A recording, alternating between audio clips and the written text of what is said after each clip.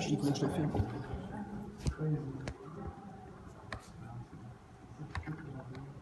OK.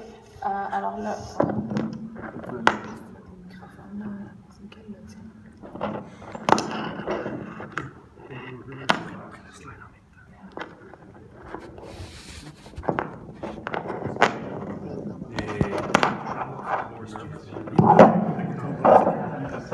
Moi, je suis à côté du micro.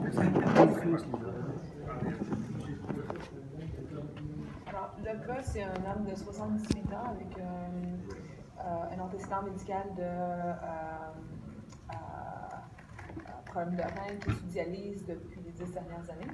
Il se présente à l'urgence avec 2 mois de douleur au milieu du dos. Il dit aussi qu'il a de la fièvre, puis qu'il a des frissons la nuit, puis il n'est pas capable de marcher depuis 24 heures en raison de faiblesse dans les jambes. Je voudrais clarifier là, ses antécédents médicaux, chirurgicaux, quels médicaments il prend, est-ce qu'il y a des allergies ou des habitudes de vie néfastes, là, autres que ceux mentionnés? Alors, c'est un fumeur. Il fait du diabète. Il est diabétique de type 1. Il n'est pas très bien contrôlé. À cause de son diabète, il était dans l'insuffisance rénale. Et puis, à cause de ça, il est sous dialyse depuis les 10 dernières années. Au début, il était sur la liste d'attente pour un transplant, mais finalement, il s'est coupé avec la dialyse. Par la suite, donc, je vais aller voir examiner le patient. Je voudrais préciser l'histoire. J'aimerais savoir, en fait, comment ça a commencé, cette douleur au niveau du dos, comment ça a progressé, puis quand est-ce que c'est survenu les symptômes plus systémiques. OK. Ça a commencé il y a 2 mois. Il n'y a pas eu de chute, il n'y a rien qui a vraiment précédé la douleur dans le dos. Ça, je commençais comme ça un matin, puis c'est devenu de plus en plus douloureux. Puis, depuis environ 1 mois, il fait de la fièvre, peut-être 1 à 2 fois par jour. Il remarque qu'il fait un peu de fièvre, il prend du Tylenol pour ça. Depuis 2 semaines, il se réveille en plein milieu de la nuit en frisson. Puis, depuis les 24 dernières heures, il a remarqué qu'il y a de la faiblesse dans les jambes. Donc, au début, alors hier matin, il était capable de marcher. Hier après-midi, il a pu demander à sa femme d'aller à la pharmacie, puis aller chercher une canne et une marchette à cause de ses jambes. Puis après ça, il s'est couché en se disant que ça allait être mieux le lendemain. Puis quand il s'est réveillé ce matin, il devait faire le sortir du OK.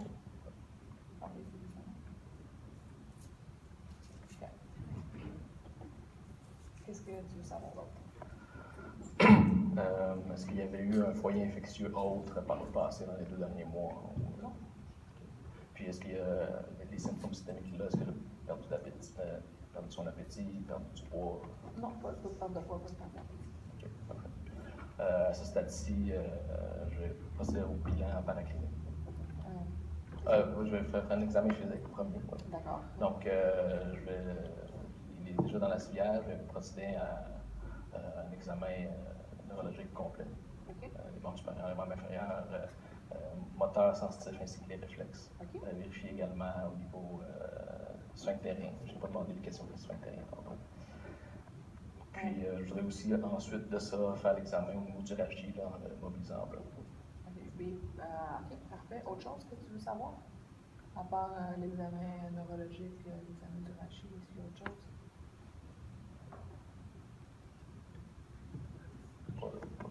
Je pense Alors, ça, c'est une vidéo. Son pouls est à 125, sa pression est un peu basse, à 90/60. Puis, il fait de la fièvre avec une température de 39.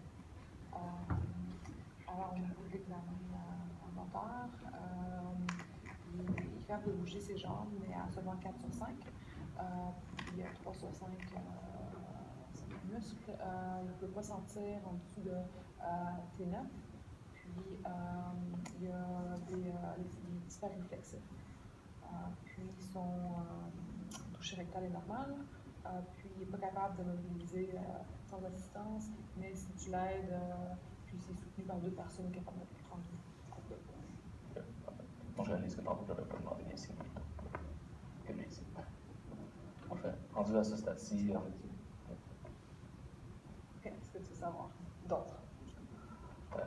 à l'examen physique? Ou, Non, OK, non, bon, je vais c'est procéder à mon juste- bilan paraclinique à ce moment-ci. Je vais faire un ROX thoracique et lombaire pour commencer. Et Ensuite, avant une radiographie, est-ce qu'il y a d'autres choses que tu voudrais faire? oui, des labos.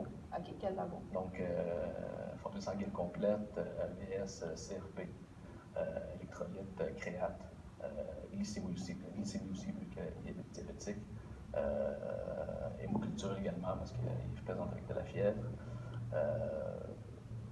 Voilà, pas mal ça les labos que je demanderai pour le moment. Alors, voici les résultats. Donc, CRP et ISR sont tous deux élevés, ils sont c'est le bleu, donc ils sont qu'est-ce que tu vas avoir après ça? Un ROX thoracique et lombaire. Ah, vas-y. OK. Alors, déjà, j'ai un AP et latéral de la colonne thoracique. Je note que l'exposition est un peu différente de d'habitude. On voit les structures osseuses un peu plus denses. Par la suite, je vais observer au niveau des éléments osseux. Je vais commencer par décrire le ROX latéral. On note une syphose un peu plus augmentée que la normale. Si je regarde les corps vertébraux, je vois qu'en mid-thoracique, il semble y avoir une vertèbre cunéiforme avec une hypodensité dans l'espace interdical entre ces deux, entre cette vertèbre-là et celle sous-jacente. Laquelle vertèbre tu veux dire? Tu peux montrer ton doigt? Oui. Celle-là ici est cuniforme. J'ai une opacité ici. Puis la vertèbre, entre les deux vertèbres en dessous, j'ai des anomalies, irrégularités au niveau de l'espace interdical. OK. Je ne vois pas d'atteinte des éléments postérieurs, pas de protrusion non plus. OK. Qu'est-ce que tu veux d'autre après ça? Ici, je suspecte une infection au niveau de la colonne vertébrale. Donc, je voudrais demander un CT scan injecté ou une résonance magnétique injectée. OK, vas-y. OK, c'est beau. Je vois une résonance a été faite. On voit ici au niveau des éléments T7 et T8 un changement de signal au niveau du corps vertébral hyper T2. On voit également une irrégularité au niveau de l'espace interdical avec du liquide à ce niveau-là. On voit également qu'il y a un bombement du ligament longitudinal postérieur qui semble venir comprimer un peu la moelle. Je me demande est-ce qu'il y a un abcès à ce niveau-là, sous ce ligament-là. Et je ne vois pas de myélomalacie en tant que tel. D'accord, on va dire. On voit des coupes transverses systématiquement. Donc, l'image en haut à gauche qui représente T7. À cette image-là, je vois ne note pas rien de particulier, mais si on continue à progresser vers l'image à la droite de l'image marquée T7, on voit que le corps vertébral, il y a beaucoup de changements hétérogènes. On voit également qu'il y a extension dans les tumaux d'œdème et de ce matériel-là hétérogène. Dans le contexte d'une infection suspectée, ça peut être un abcès, un phlegmon. En T8, je descends. Je ne vois pas de compression franche au niveau du canal malgré le léger bombement qui corrèle un peu avec ce que je voyais sur le latéral. Et je ne vois pas de destruction des éléments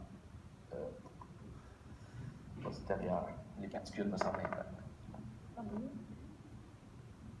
Okay, donc, le radiologue confirme qu'il y a une infection avec abcès épidural qui comprime à la moelle épinière. Alors, c'est quoi? Quel est ton traitement du patient? Oui. Donc, c'est un patient sous hémodialyse pour insuffisance rénale chronique et diabétique qui se présente avec spondylodicite avec abcès épidural. Il y a stimulite dans le fond avec symptômes neurologiques. Donc, ici, j'ai une indication de faire un geste chirurgical, étant donné l'atteinte neurologique quand même sévère. Une atteinte importante des corps vertébraux également. Donc, les buts de, si je réponds rendu à la question 3, les buts de mon traitement est d'enlever la charge bactérienne, de faire une décompression neurologique et d'obtenir une bactérie pour la cible antibiotique, ainsi que de stabiliser la colonne vertébrale.